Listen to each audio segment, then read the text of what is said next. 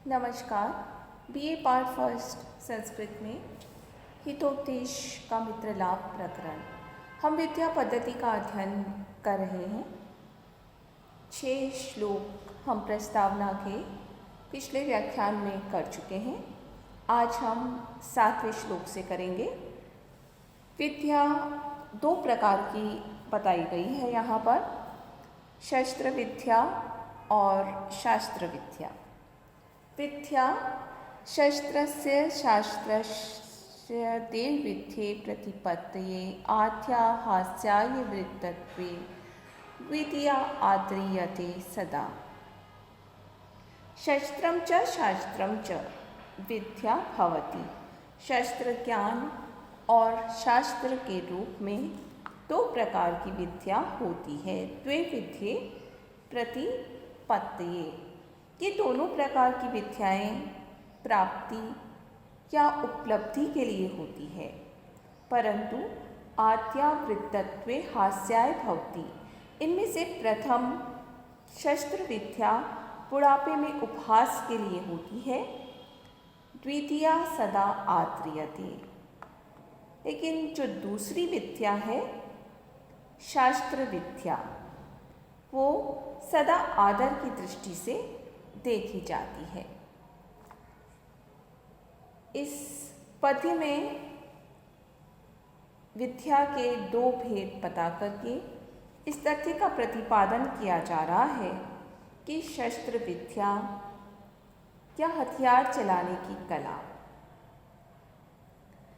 और शास्त्र या विविध प्रकार के बौद्धिक ज्ञानों में शास्त्र विद्या ज़्यादा प्रशंसित है, श्रेष्ठ मानी जाती है, क्योंकि इनमें जो प्रथम प्रकार की विद्या है वो तो दुर्बल अवस्था में किसी काम की नहीं होती।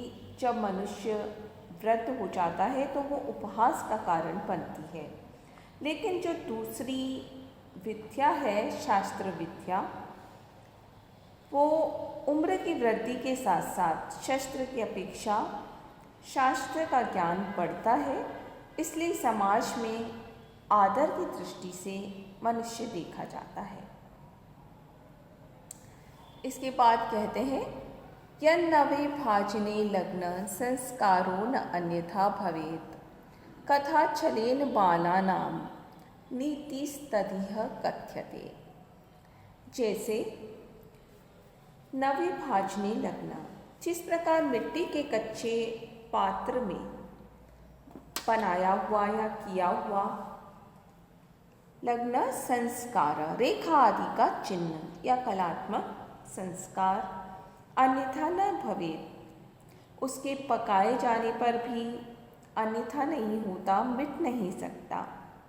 तत् इसी प्रकार बालानाम कोमल बुद्धि वाले बालकों को ही यहाँ कथाच्छलेन कथाओं के बहाने से नीति कथ्यते, नीति का उपदेश दिया जा रहा है।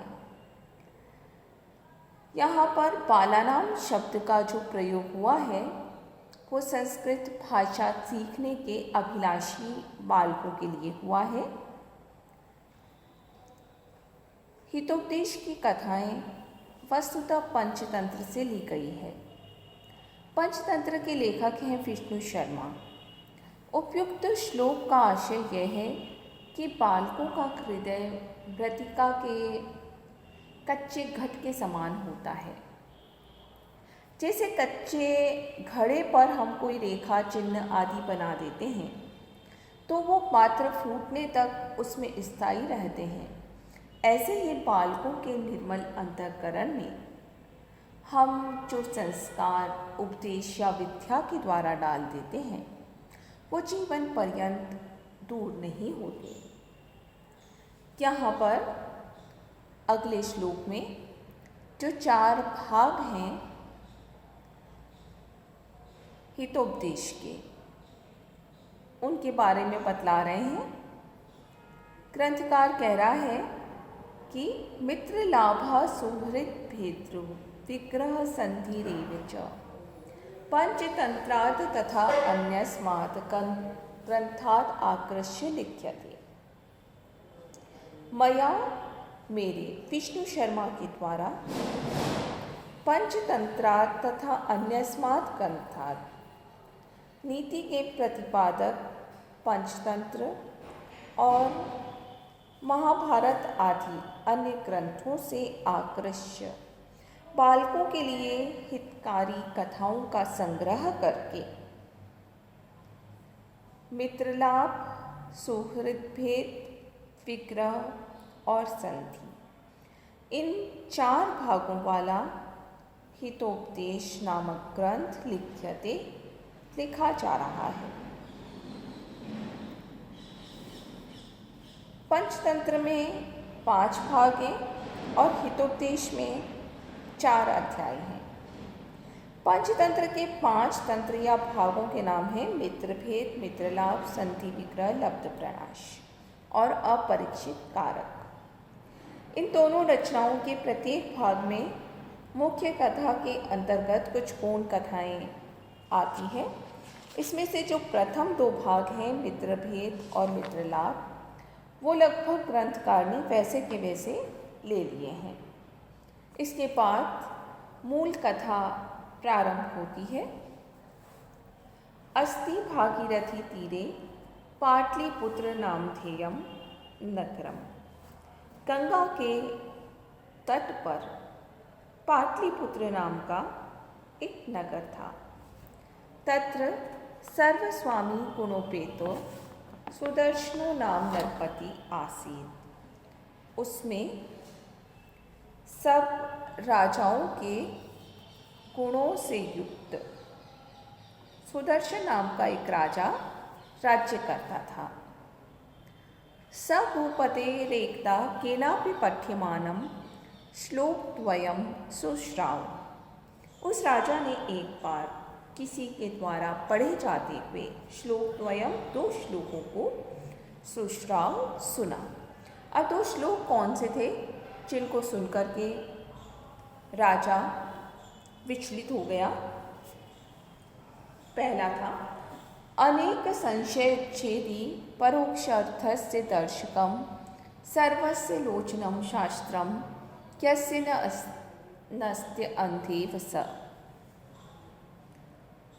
अनेक संशय उच्छेदी, अनेक संशयों को मिटाने वाला, परोक्षार्थस्य दर्शकम, भूत और भविष्य के जो अप्रत्यक्ष विषय हैं, परोक्ष विषय हैं, उन विषयों को दर्शकम दिखाने वाला। शास्त्रम, शास्त्र सर्वस्य लोचनम, सब लोगों के लिए दिव्य नेत्र के समान है, चक्षु के समान है। यस्य न अस्ति, वह शास्त्र जिसके पास नहीं है, स अंध एव, वह व्यक्ति वास्तव में अंधा ही है। दूसरा श्लोक है यौवनम धन संपत्ति प्रभुत्वम अविवेकिता एकेकम अप्य अनर्थाय किमु यत्र चतुष्टयम्। यौवनम, यौवन, युवावस्था, धन संपत्ति, द्रव्य वैभव, प्रभुत्वम स्वामित्व और अविवेकिता अज्ञानता। एक एकम अपि अनर्थाय भवति, इसमें से एक एक वस्तु, अलग अलग वस्तु भी अनर्थ का कारण बन जाती है, अत्याचार कराती है। किमु यत्र चतुष्टयम्, तो जहाँ चारों चीज़ें एक साथ हो वहाँ की तो बात ही क्या, उसके बारे में नहीं कहा जा सकता कि वहाँ कितने प्रकार के अनर्थ होंगे। कथा मुख यहाँ पर प्रारंभ होता है। पाटलिपुत्र का राजा सुदर्शन किसी विद्वान के द्वारा पढ़े जाते हुए 2 श्लोक सुनता है। पहला श्लोक ये था कि शास्त्र ज्ञान जिसके पास नहीं है, अनेक संशय उच्छेदी, धार्मिक, राजनीतिक बहुविध संशयों को दूर करने वाला और परोक्ष अर्थ को दिखाने वाला भूत भविष्य के जो सूक्ष्म पदार्थ हैं, उन सूक्ष्म पदार्थ को ज्ञान कराने वाला ऐसा शास्त्र जो सबके दिव्य नेत्र के समान है, वो शास्त्र ज्ञान जिसके पास नहीं है, वह व्यक्ति नेत्र होने पर भी वास्तव में अंधे के समान है। दूसरा श्लोक ये था कि यौवन, धन संपत्ति, प्रभुत्व और अविवेकिता। युवावस्था, धन संपत्ति, अधिकार और अज्ञानता, इन चारों चीज़ों में से एक एक भी अनर्थ का कारण हो जाती है। तो इसमें से चारों चीज़ें जहाँ हो वहाँ कितना अनर्थ होगा, कितनी विपत्ति आएगी, ये नहीं बताया जा सकता। पाटलिपुत्र के जो राजा हैं सुदर्शन, वो इस बात से चिंतित हैं कि उनके पुत्रों में ये चारों वस्तुएं विद्यमान थी। इससे वो बड़े चिंतित होते हैं। इत्याकर्ण्य आत्मनः पुत्राणाम अनधिगत शास्त्राणां नित्यम उन्मार्गामिनां शास्त्र अनुष्ठानेन उद्विग्नमना स राजा चिंतयामास। इत्य आकर्ण्य, यह सुनकर के, इन दोनों श्लोकों को सुनकर के, अनधिगत शास्त्राणाम, विद्याध्ययन न करने वाले, नित्यम उन्मार्गामिनाम, हमेशा शास्त्र विरुद्ध मार्ग पर चलने वाले, शास्त्र अनुष्ठानेन, ऐसे पुत्रों के, पुत्राणाम, अनधिगत शास्त्राणाम, पुत्र कैसे, जिन्होंने शास्त्रों का अध्ययन किया ही नहीं, और शास्त्र अनुष्ठानेन, शास्त्रों का अनुष्ठान करने से, उनके अनुसार आचरण नहीं करने वाले, उन पुत्रों से उद्विग्न मना, दुखी मन वाले स राजा, उन राजा सुदर्शन ने चिंतयामास, चिंतन किया, विचार किया। को अर्थ पुत्रेण जातेन यो न विद्वान न धार्मिक काणेन चक्षुषा किं वा चक्षुपीड़ेव केवलम। यह न विद्वान, जो न तो विद्वान हो, न धार्मिक, न धार्मिक प्रवृत्ति वाला हो, तेन जातेन पुत्रेण का अर्थ, ऐसे पुत्र को पैदा करने से क्या लाभ। वह काणेन चक्षुषा किम, जैसे कि कानी आँख से क्या लाभ, चक्षु केवलम पीड़ा एव, उससे तो आँख केवल पीड़ा को ही प्राप्त करती है। राजा सुदर्शन की चिंता का वर्णन यहाँ किया जा रहा है। राजा अपने दुख के मूल कारण को बतला रहा है यहाँ पर कि को अर्थ पुत्रेण जातेन, ऐसे पुत्र के उत्पन्न होने से क्या फायदा जो कि न विद्वान न धार्मिक, विद्वान भी नहीं है, धार्मिक भी नहीं है। राजा के दुख का मूल कारण पुत्र का अभाव नहीं है, अभी तो राजा की पीड़ा का मूल कारण पुत्र का मूर्ख होना है। उसके पुत्र द्यूत, क्रीड़ा आदि व्यसनों में आसक्त थे, हमेशा शास्त्र विरुद्ध आचरण करते थे, इसलिए राजा व्याकुल था, चिंतित था। अब मूर्ख और अधार्मिक पुत्र का होना व्यक्ति के लिए किस प्रकार व्यर्थ है, इसका एक उदाहरण यहाँ पर उत्तरार्ध में दिया गया है कि काणेन चक्षुषा किम चक्षु पीड़ेव केवलम, नेत्र से देखने का कार्य होता है। व्यक्ति यदि काना है और उसके नेत्र का विवर तो है किंतु उसे दिखाई नहीं देता, तो वो नेत्र व्यर्थ है और पीड़ादायक भी है। इसी प्रकार की स्थिति मूर्ख पुत्र की है, उससे कोई भी लाभ नहीं होता। अजात मृत मूर्खाणाम परमार्थ्यौ न च अंतिमा सकृत् दुःकरौ आद्यौ अंतिमस्तु पदे पदे। तीन प्रकार के यहाँ पुत्र बताए गए हैं। अजात, मृत, मूर्खाणाम। उत्पन्न ही न हुआ हो, उत्पन्न होकर के उसी समय मृत्यु को प्राप्त हो गया, अथवा फिर मूर्ख। इन तीनों में आद्यौ परम, प्रथम दो अच्छे हैं, उत्पन्न न होना और उत्पन्न होकर मृत्यु को प्राप्त हो जाना। ये दोनों प्रकार के पुत्र अच्छे हैं।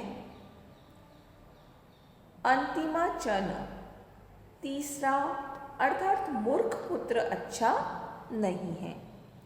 आद्यो सुकृत दुख करो, क्योंकि पहले कहे वे दोनों एक ही बार दुख देते हैं। अंतिमा पदे पदे, परंतु जो अंतिम अर्थात तीसरा मूर्ख पुत्र है वो तो पद पद पर दुख देता है, हर समय व्यक्ति को परेशान करता है। उपयुक्त श्लोक में मृत पुत्र से भी मूर्ख पुत्र का होना शोकप्रद बताया गया है। यहाँ पर पुत्रों की तीन कोटियाँ बतलाई गई है। पहला उत्पन्न न हो, दूसरा उत्पन्न होकर मर जाए और तीसरा पुत्र का जीवन पर्यंत मूर्ख होना। इनमें से प्रथम दो प्रकार अच्छे माने गए हैं, तीसरा नहीं, क्योंकि अनुत्पन्न पुत्र तो क्षण मात्र को दुख देता है और मृत पुत्र के मरण के समय दुख होता है, किंतु दीर्घजीवी जो मूर्ख पुत्र है वो तो क्षण क्षण दुखदायी होता है। अतः पुत्र को विद्याध्ययन अवश्य करवाया जाना चाहिए। धन्यवाद।